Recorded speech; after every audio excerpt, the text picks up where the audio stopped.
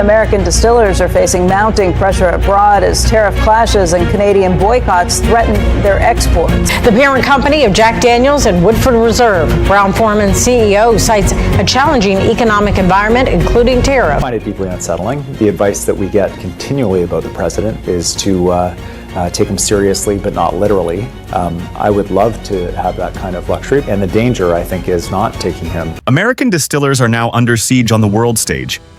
Tariff battles and sweeping Canadian boycotts are choking exports once thought untouchable. Even Brown-Forman, the parent company behind Jack Daniels and Woodford Reserve, admits the climate has turned hostile. Tariffs and retaliation cutting into markets once considered safe. This isn't just uncomfortable, the CEO warned. It's destabilizing. What began as subtle hesitation in Canadian stores has exploded into a thunderclap across the border. Products that once defined American dominance, bourbon, wine, packaged staples, are rapidly vanishing from shelves. In their place, Canadian labels and foreign imports, each one a quiet but deliberate rejection of U.S. influence. This is no slow drift. It's a wholesale shift in buying behavior, reshaping an entire market in only months. The numbers are staggering. Nearly two-thirds of Canadians now avoid American goods, while more than half actively join boycotts. Major retailers are embracing the movement. Urban Grocer, one of Canada's largest chains, went 4 months without stocking a single U.S. product, a deliberate showcase of resistance. Provincial governments have followed suit. British Columbia went as far as to ban American alcohol outright, a dramatic break from decades of open trade. Online, the momentum has become unstoppable. The Buy Canadian campaign has swelled past 1 million members, its social media footprint turning consumer choices into national declarations. Each post, each photo of Canadian wine or craft whiskey signals more than taste. It signals identity. And the economic fallout? Devastating. The wine industry has taken the harshest blow. For decades, Canada represented over 1/3 of U.S. wine exports. That lifeline is gone. In just the first half of 2025, American spirit sales to Canada collapsed by 62%, plunging to $43.4 million. Wine fared even worse, with revenues gutted by 67%, wiping out more than $170 million. Ontario's Liquor Control Board, once responsible for nearly $700 million in U.S. wine sales each year, now reports zero. California, Washington, Oregon, regions once confident of Canadian loyalty, now face silence. And this isn't temporary, it's structural. Ontario wine sales of Canadian labels have surged by double digits since the boycott began. Alberta cut American spirit imports by 40% in just 3 months, shifting orders toward domestic and foreign rivals. Step into a supermarket today, and the change is unmistakable. Shelves once lined with Napa vintages and Kentucky bourbon now carry bottles from Canada, France, Australia, and Chile. Each purchase a political act, each receipt a tally of resistance. Technology has only supercharged the trend. A Canadian app called Beaver, designed to instantly identify American goods, has surpassed 150,000 downloads within weeks. What began as a niche tool is now a digital weapon of boycott, empowering shoppers to coordinate nationwide. The voices leading the shift aren't anonymous. Shoppers post stories of scanning every barcode, refusing to place American goods in their carts.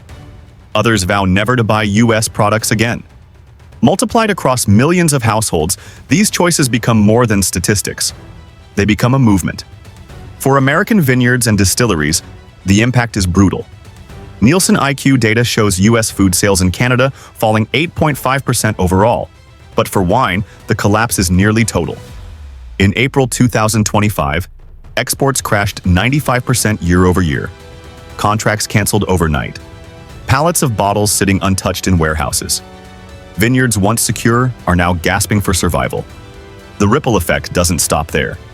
Mexican, South African, New Zealand, and Chilean producers have rushed to claim the space U.S. exporters abandoned. Shelves once loyal to American wine now showcase foreign competitors, their labels a daily reminder of how quickly trust disappears. Industry experts warn recovery could take a decade, if it comes at all. Tariffs can be renegotiated, one analyst explained. Lost trust cannot. While U.S. producers absorb staggering losses, Canadian businesses are booming. What began as a defensive boycott has become an engine of growth.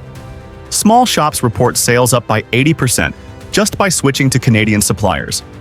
40% of Canadian small businesses now say they're benefiting directly from the Buy Canadian movement.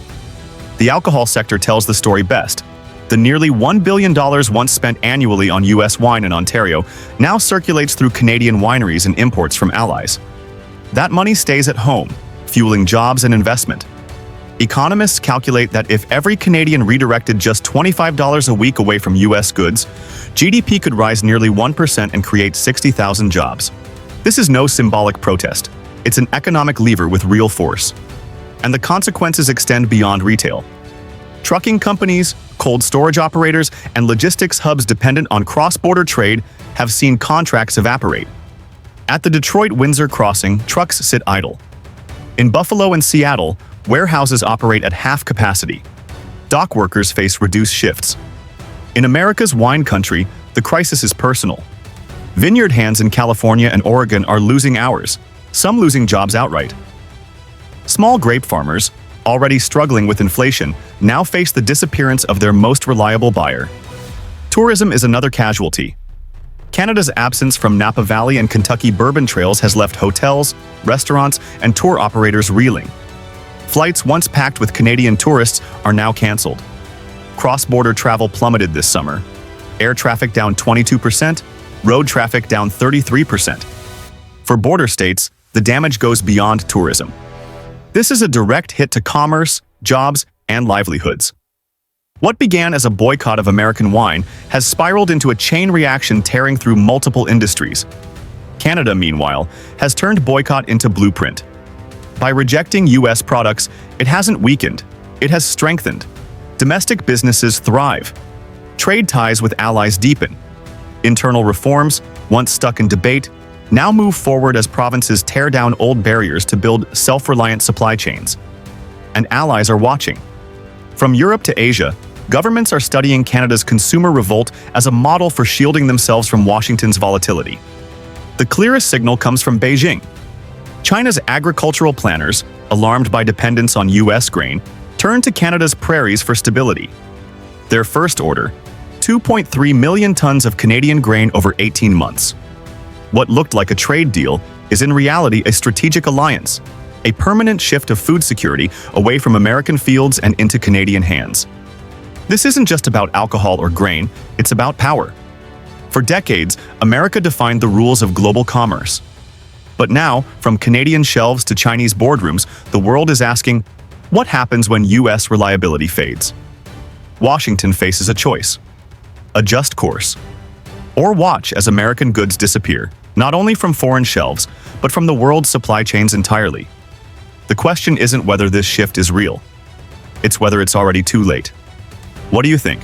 Can Washington still turn the tide, or is America's place in global trade already slipping away? Let us know in the comments. And if you value deep dives like this, don't forget to like, subscribe, and hit the bell so you never miss what's next here on Staters.